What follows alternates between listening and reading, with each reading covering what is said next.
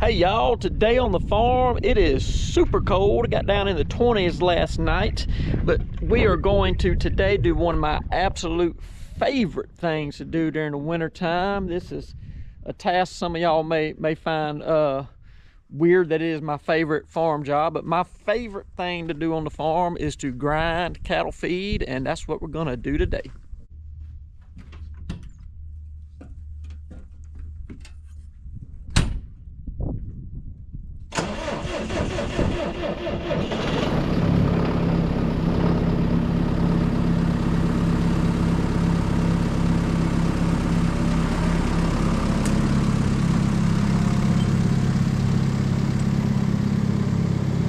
When it comes to grinding cattle feed, most people use a Gale grinder. The Gale feed mills are very popular.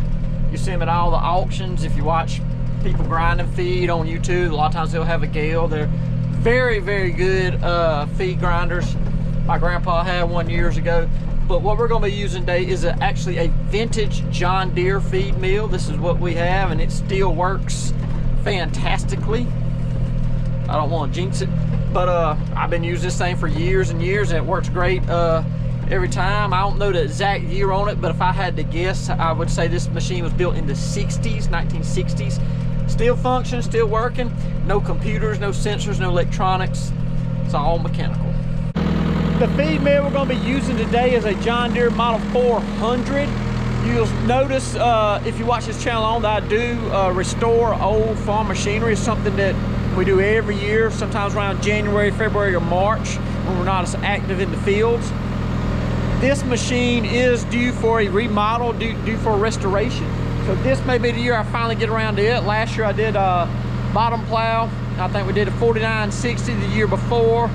Already this year I've done the KMC subsoiler and the Oxbow bean picker. So this machine is due, so this year may be the year it gets all new paint and belts, chains, all kind of stuff.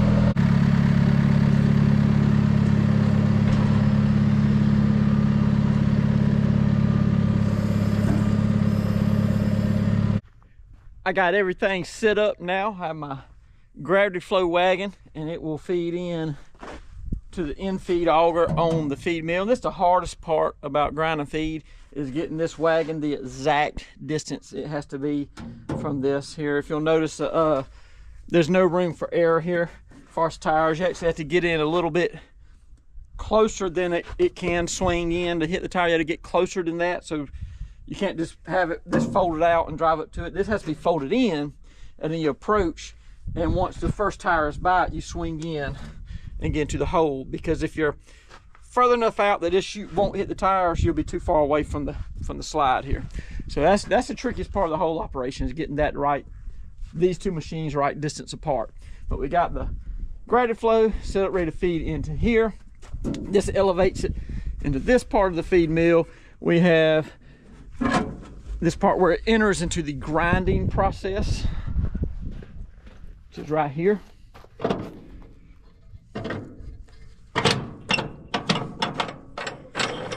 Feed mill is powered by the PTO shaft on the tractor.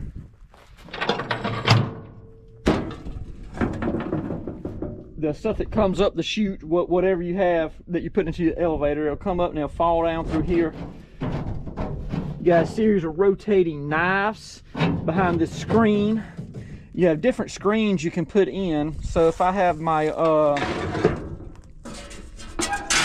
larger screen, this one with these size holes in it, it will let bigger material flow through.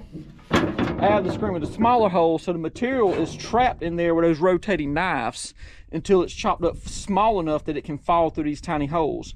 If you put the bigger screen, the screen with the bigger holes in it, then the material flows through it will be much bigger. So some of the corn will escape without getting cracked. This screen here has smaller holes, so all the corn that goes through it will look like this. It'll be like a powder. It will thoroughly grind it up. You would change your screen if you're gonna put in something like a some years I will grind hay. I'll put hay in there, and so I will use a larger screen to help me get that hay through the process.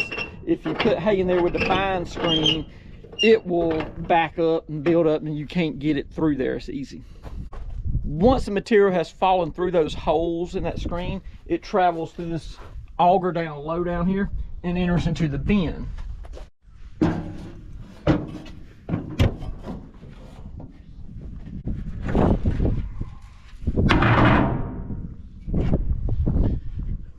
The material is then carried up through the center of the bin with this auger, and it will fluff out and fall into the bottom down here, and it's constantly, you see the knife down there in the bottom that's spinning around and around.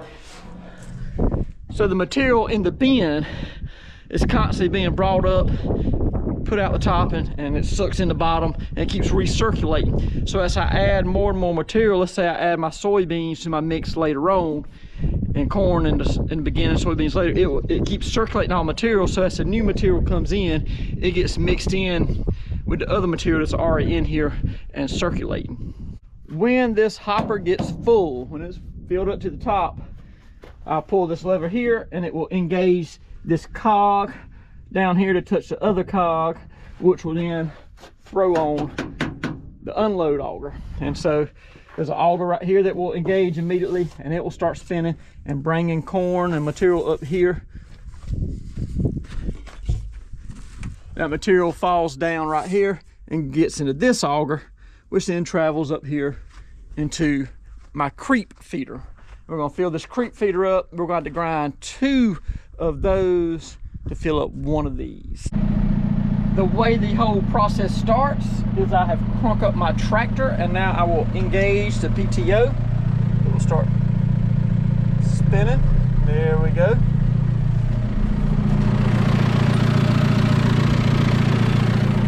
Get a little bit.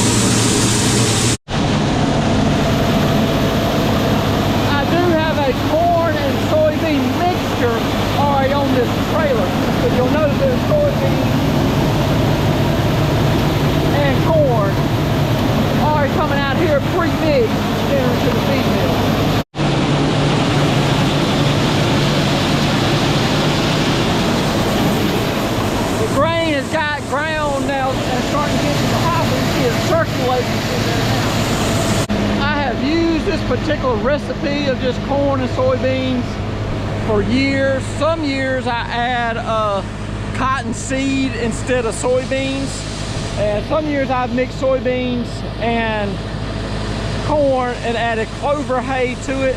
I've also used gin trash, which is more or less the fibrous parts of cotton.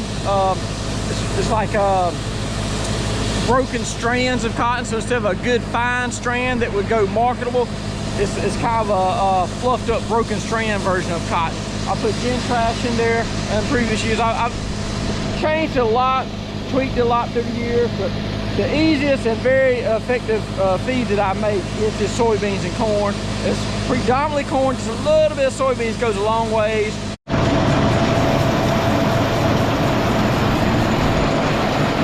Feed mill is full now, so we're going to temporarily disengage the PTO.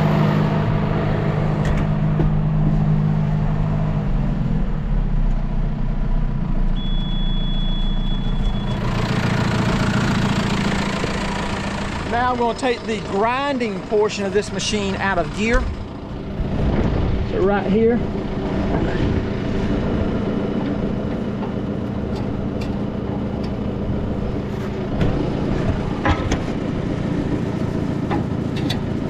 Now this is taking the grinder out of gear, so when I re-engage the PTO, the actual grinder will not be spinning. And I'm going to put the unload auger in gear. So now we're going to be able to unload, and we're not going to be grinding.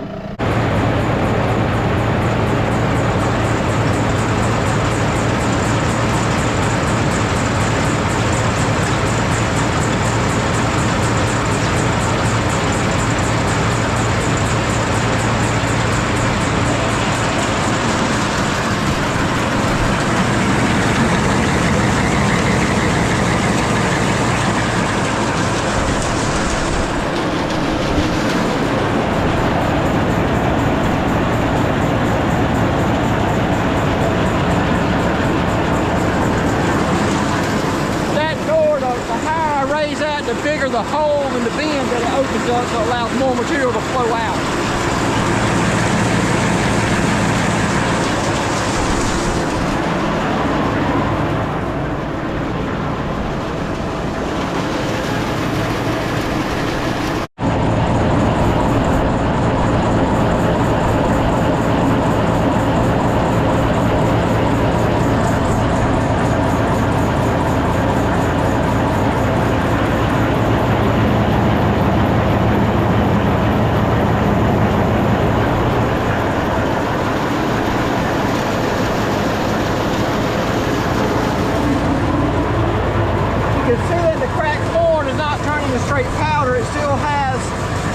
Chunks about the size of a small child's tooth, and there are some little fragments of soybeans in there mixed in with it.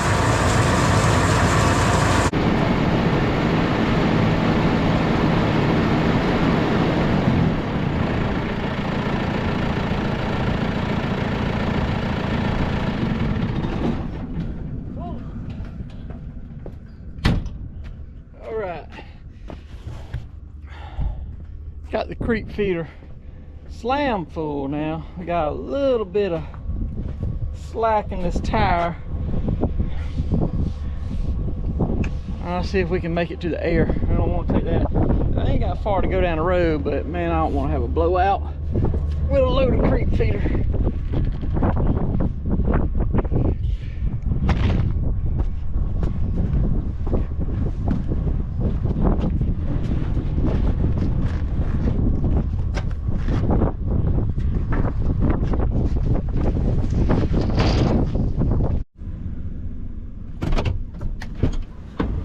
My Brangus mother cows and my ultra black bull have winter grazing that they are surviving on. I have Australian winter peas, rye, and wheat planted for them, and they're not on it yet. Right now they're surviving on what's left of their Russell Bermuda pasture and a little bit of hay that I'm feeding them.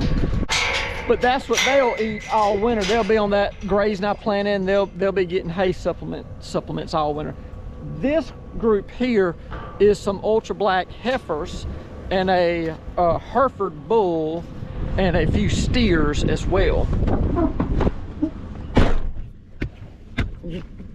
Now this pasture is overseeded with crimson clover, and the clover is starting to come out the ground a little bit. It's very small right now, but it is coming up. And they do get hay out here continually, just to make sure they have all the forage they need.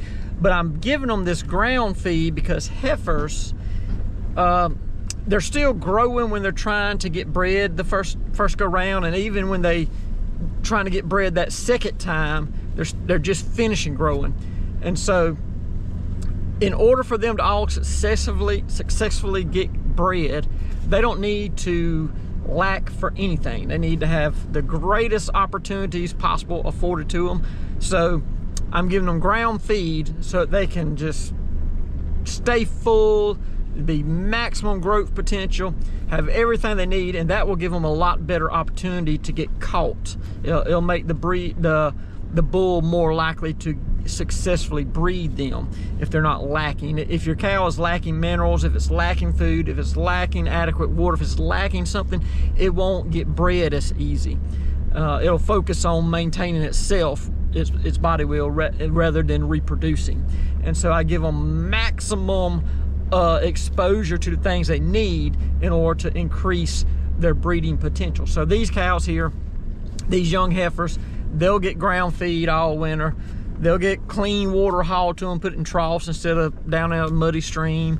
They'll get fresh hay brought out to them. They'll get everything they need to have the best opportunity they can possibly have to get bred. There is a few steers out here that I'm raising for butchering. And I also don't want those steers trying to survive on a little bit of hay that I provide, a little bit of dead grass and some light clover. I want them steers to have maximum grain intake so they can grow fast and develop that intramuscular fat, and that's what will make their meat super tender. So these steers need this fine feed as well so they can grow extra fast. And I will butcher them, I think maybe 1 or 2 in September, and possibly another few after that. We'll take a bigger order probably the following January. But I got a few of them I'm trying to finish off here. Looks like they've seen the feed, so they're on the way over here.